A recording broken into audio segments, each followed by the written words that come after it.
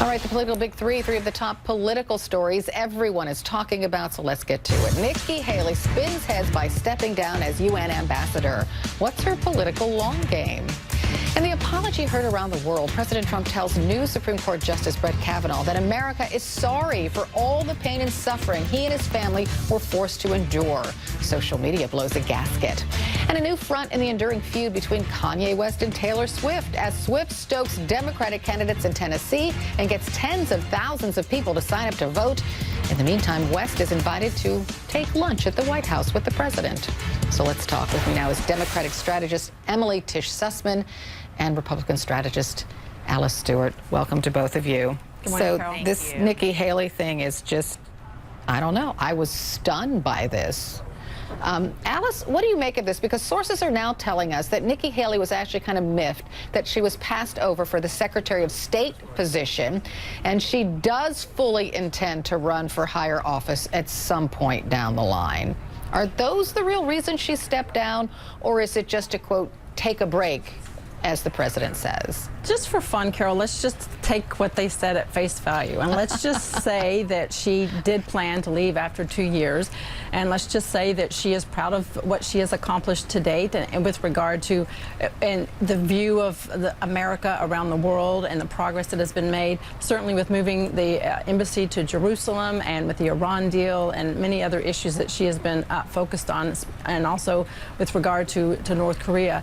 Look, I think more importantly, she made it quite clear today that she doesn't have any plans to run for 2020. She said she, in fact, would actually run. All politicians say that, Alice. You know the score on that one. And she made it clear that she would also run, help campaign for re-elect with this president. So let's just, for fun, for a few days, 24 hours anyway, let's take it at face value. And you can also tell by her body language, she did seem to be comfortable in the decision, and certainly the way that her departure was announced. And you can tell, looking at her, she actually looks quite relieved to spend a little bit more time with her family. And let's just take it at face value, and we'll give it a little time to see if we can speculate if there are other plans. Here's the thing, though, Emily. Nikki Haley is a strong voice within the Trump administration. She stands up to Mr. Trump sometimes publicly and makes no bones about it.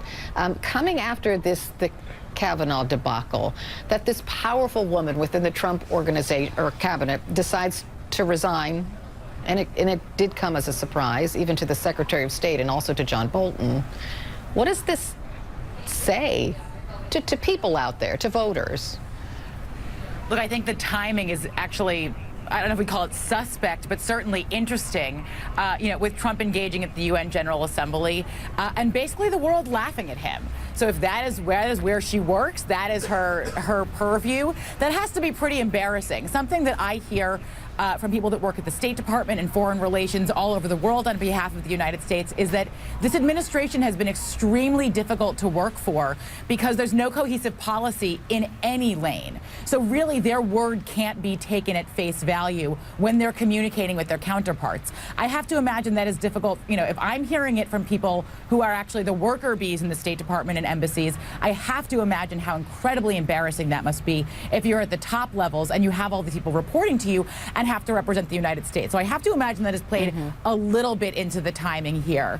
I think the fact that they didn't announce someone really shows that how much of a surprise it was to them. Right, and I was just going to say that, Alice. Like, why now? Why not just wait till after the midterms? I think a lot of it, what she said today, there's a big transition process with getting, certainly the president made it clear he would announce her successor in the next 2 or possibly 3 weeks.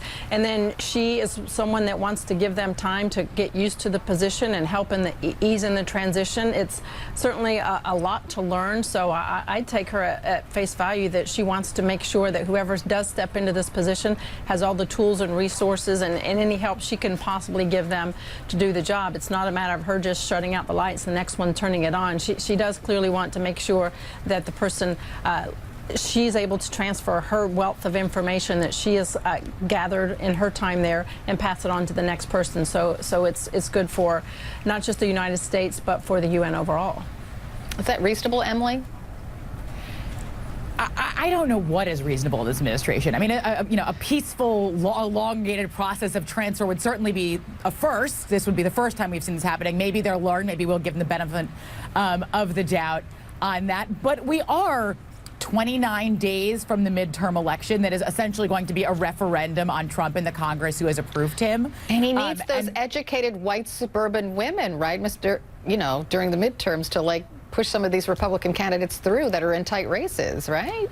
Absolutely. Look, I mean, almost all of the Democrats only need 24 seats to pick up in the House. You could do that entirely in the suburbs, right? If we're looking at swing districts. It is those white educated women that at least gave him a chance at the beginning, saying, look, maybe he'll surround himself by people like Nikki Haley, like Ivanka, maybe there'll be some voices there. And it turns out they actually really don't have a voice in the administration. And loyalty is all that matters at the end of the day when it comes down to this president. So the fact that he's losing voices that are at least even willing to speak up to him a little bit does say a lot about the direction that he's going down, and he's not even willing to have people who will challenge him in the slightest. Look, I've also heard a hot take on timing that I think is very interesting. If Lindsey Graham is being set up to become appointed as Attorney General and replace Sessions, this does put Haley in a very good position to be appointed to his Senate seat.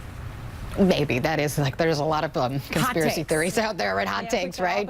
Lindsey Graham said that he plans to. Yeah, I know, Lindsey. That's right, exactly. But Lindsey Graham just came out, and I'm going to check my email, but I'm pretty sure I read that he plans to run for his seat again in 2020. So who the heck knows?